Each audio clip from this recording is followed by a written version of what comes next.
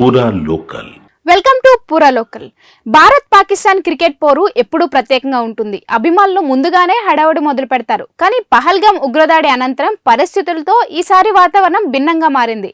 Asia కప్లో చిరకాల ప్రత్యర్థుల పోరుపై ఒకప్పటి ఆసక్తి లేకపోయినా మ్యాచ్ ప్రారంభమైతే మాత్రం భారత్ విజయం సాధించాలని అభిమానులు ఆశిస్తున్నారు. టీమిండియా ప్రస్తుతం అద్భుత ఫామ్లో ఉంది. ఇక పొట్టి కప్పు ప్రారంభమైనప్పటి నుంచి 28 టీ20లో కేవలం 3 మాత్రమే ఓడింది. యుఏఈపై భారత్ ఘన విజయం సాధించగా పాకిస్తాన్ ఓమెన్పై గెలిచింది.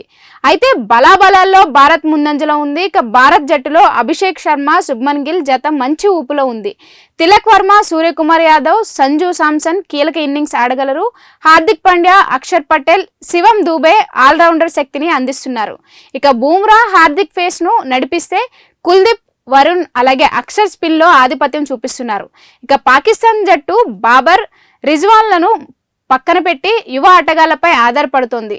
సాహిబ్ అజాదా ఫర్హాన్, సయీం అయూబ్, మహమ్మద్ హరీష్, ఫకార్ జమాన్ కీలకంగా ఉన్నారు. ఇక బౌలింగ్ లో షాహీన్ అఫ్రీది ప్రధాన ఆశ.